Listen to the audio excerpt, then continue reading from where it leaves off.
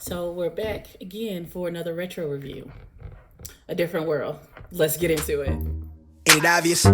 I just got the check for depositing. $750 for the sound wave to get it processed. Won't stop till that shit weighing down my pockets. My main thing's to my main thing. She a blossom. When she ease the pain with the brain, she a doctor. She open up, then a thing thicker than the plot gets. Swear that shit is awesome. Sight for the optics. Young nigga on top. Nike's all I'm rocking, so that all they see is checks from where the head to where the socks fit. No logo on the bifocal, flicking no roach tips. Won't even show my face until all the shows book. Need the cash in advance, leave them all social. I'm the guy they chosen. Rise up like the rose and put them on a poster. All the way up in the sky where the stars posted. Sip it on that rose, I put it down on coasters. Stack francs from the waves till I own the ocean. More praises for the sayings, let it all soak in. They like, hey, that shit is flame, bitch, I know I rode. They going tight, dumb.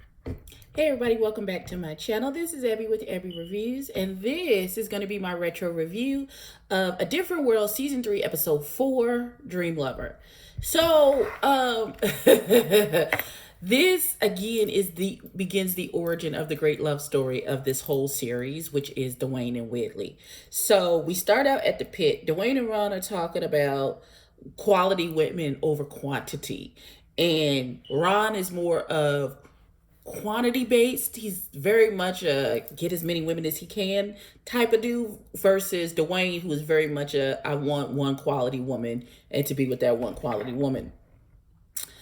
So Dwayne approaches Whitley to dance, and she's shot down like 15 different guys, and by the time Dwayne comes over, she's just over it. She's like, come on, let's dance.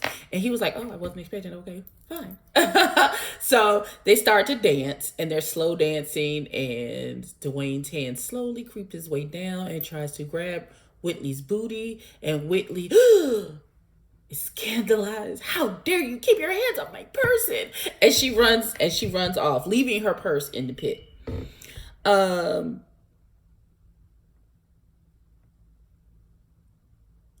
We then go back to the room, and it's the next morning. Whitley wakes up like she had like this, something was going on. So Kim comes in, and she was like, what was happening with you in your dream last night? And she was like, whatever do you mean?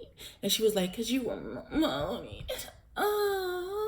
And all of that in your dream. And she was like, I was not. And she was like, Whitley, I need you to understand that all of us have had these type of dreams. I've been dreaming like this since I was 12. She was like, since you were 12?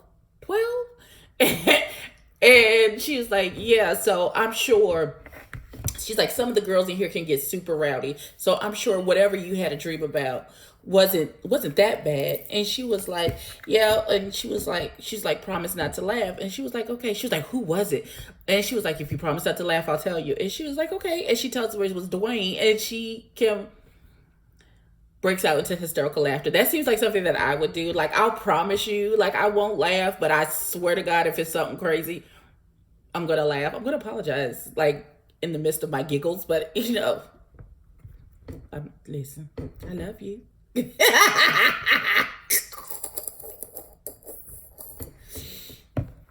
So they're talking about Whitley dreaming about Dwayne, and she's discombobulated by what's happening and what's going on. So then Dwayne comes by to give Whitley her purse from that she left at the pit, and Whitley is discombobulated because she just had the dream about him, and so she's looking at him and he's looking at her, and they're looking at each other. And Freddie is going back to her room, and she sees Dwayne at Whitley's door. Well, no, yes, she does. And so then Jaleesa comes in, and she's exhausted because this is after midterms. They've been studying nonstop, trying to get their studying for midterms until they could pass their midterms and things. So now that part is over, they're just trying to, relax, relate, release, get their brain cells back together, get some rest in because they've been pulling all-nighters and studying. So Jaleesa really doesn't have time for Freddie and her big bag of bull. And so she's all distraught because she's jumping to the conclusion because she saw Dwayne come at Whitley's door, and she was like, Dwayne was in Whitley's room, and Jaleesa's half out of it, and she's like, wait a minute, Dwayne was in Whitley's room? And she was like, yeah. She's like, but that's okay. I can compete. I know just what I'm going to do. And so she bakes him some brownies and some poetry and leaves it for him, I guess, in the computer lab, like a secret admirer type of situation. Who is calling me? Hold on. Sorry about that. I got a call. So, Dwayne goes into the computer lab. He gets his secret admirer brownies and book of poetry, and he is staring down all these different women trying to figure out who gave him the poetry and the brownies. And he's like, did these brownies remind you of anything? Like, first of all, that's creepy. You're a stranger. We don't know you. And so Whitley is also in the computer lab, and so she was talking to Kim for a second, and Kim leaves, and so she is sitting there looking at Dwayne, like staring off into space, and then she goes into this daydream where they lock eyes from across the room and run towards each other, and he twirls her around a little spin, and then they start kissing. And when she comes back from her daydream, she's realizing that the computer is beeping at her and her whole paper has disappeared, which is enough to give anyone anxiety.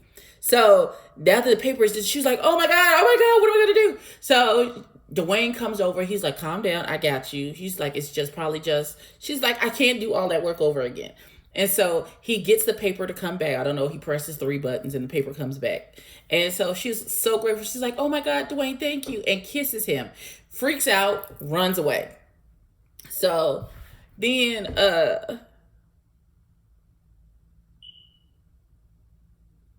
Dwayne has a conversation with someone. I can't remember who the conversation was with.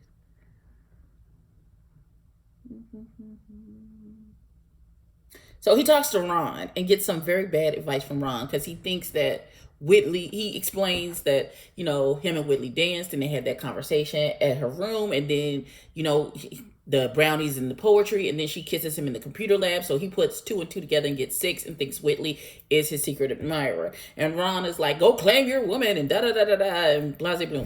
So Dwayne takes his little silly self up to Whitley and Kim's room, and Kim is like, yeah, Dwayne, Whitley's not here. Can I take a message when she gets here?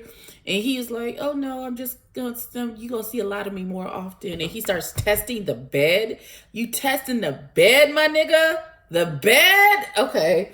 I was like, you really are beside yourself. You completely beside yourself at this point. He done put her eye mask on that she sleeps with. He's like, which one of these fragrances is her favorite? And then Kim has to burst his bubble and be like, sorry to be the bearer of bad news, but Whitley is not your secret admirer. It's Freddie. And he is horrified. And he was like, don't tell Whitley I was here.